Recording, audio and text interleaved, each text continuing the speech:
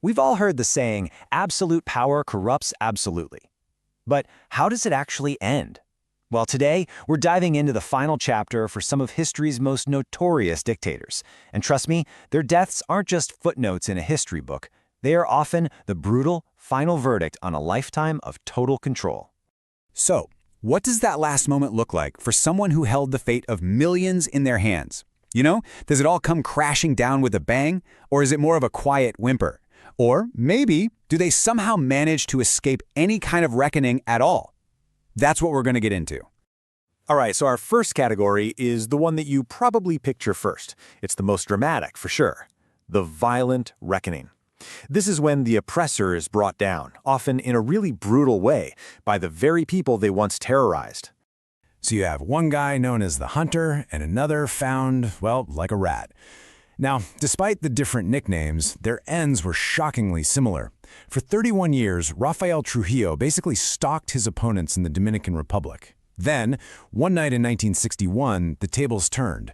The hunter became the hunted, ambushed on a highway by his own men. Fast forward 50 years, and you have Libya's Muammar Gaddafi, found cowering in a drainage pipe. His final moments were literally captured on cell phones as rebel fighters dragged him out and killed him. I mean, two different eras, two continents, but one very public, very brutal end. This quote, wow, it just perfectly sums up the end for Italy's Benito Mussolini. After he was captured and executed with his mistress, their bodies weren't just quietly buried. No, they were taken to a public square in Milan and just dumped on the ground. A crowd swarmed them, kicking and spitting on the corpses. I mean, it was this act of pure symbolic vengeance. And the final horrifying image? They were hung upside down from a gas station. A really gruesome but definitive end to fascist rule in Italy. It's amazing how fast power can just evaporate. Take Romania's Nicolae and Elena Ceausescu. They went from being absolute rulers to being executed in just 3 days. 3! They fled their palace by helicopter as the revolution just exploded, were captured a few hours later, and by Christmas Day, of all days, they were facing a firing squad. The whole thing was then broadcast on television, a grim final message that their reign was completely over. The execution of Saddam Hussein was supposed to be this formal, state-sanctioned event, but it quickly spiraled into something else entirely. As he was standing on the gallows, guards started taunting him, shouting insults, and this whole chaotic, frankly undignified scene was captured on a grainy cell phone video that was leaked almost immediately. It set off this global debate about what justice is really supposed to look like. But look, not every end comes at the hands of an angry mob. Sometimes the monster a dictator creates turns right around and devours its master. They aren't killed by their enemies, but by the very systems of paranoia and terror they built. They're literally consumed by their own creation. With Soviet tanks just streets away from his Berlin bunker, Adolf Hitler decided to orchestrate one last grim performance. He was determined not to be captured, so in this bizarre midnight ceremony, he marries his longtime companion Eva Braun.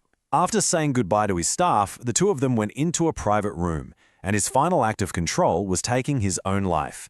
Their bodies were then hastily burned in the garden right above, denying his enemies the satisfaction of ever getting a trophy. Now, to really get our next example, you have to understand this concept, a climate of fear. It's a powerful tool of control, and Joseph Stalin, well, he was a master of it.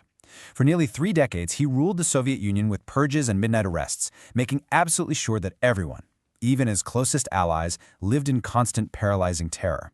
And this, right here, is the ultimate irony. After a late-night dinner, Stalin has a massive stroke, all alone in his room. His guards, they knew something was wrong when he didn't come out the next morning, but they were literally too terrified to enter his room without being called for. By the time they finally worked up the courage to go in, he'd been lying paralyzed on the floor for almost 12 hours. That delay in getting medical care was fatal. So in a way, the fear he drilled into his own men is likely what signed his death warrant. Okay, but what about the ones who don't face a mob or their own inner demons? That brings us to our third, and maybe the most unsettling category of all.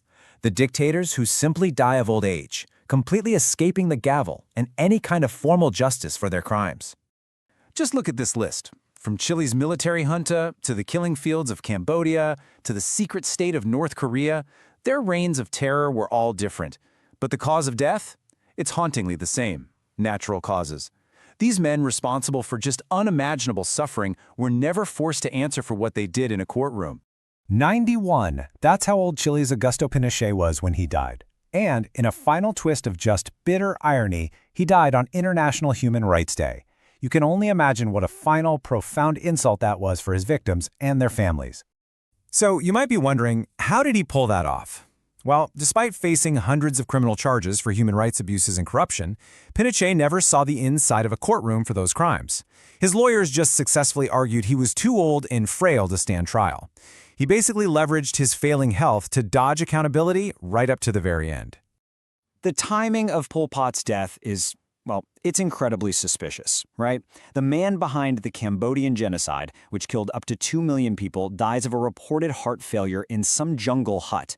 And this happens just days after his own former comrades agreed to hand him over for an international trial. To prove he hadn't escaped, they morbidly put his corpse on display for journalists. A pathetic end that still gave his victims no real justice. So, after looking at all these different fates, what can we really take away from these final chapters? What do they tell us about power and about justice? As we've seen, there's really no single path here. You've got the violent reckoning, where the people finally rise up. You've got the self-destructive end, where the architects of fear become its last victims. And then you have the quiet escape, the peaceful death that leaves behind a legacy of unanswered questions and unpunished crimes. And that leaves us with a final, really tough question. When a tyrant dies, yeah, it can feel like a victory. But does their death actually bring justice for the victims? Or does it just close a chapter, leaving the deep scars of their rule for generations to deal with? It's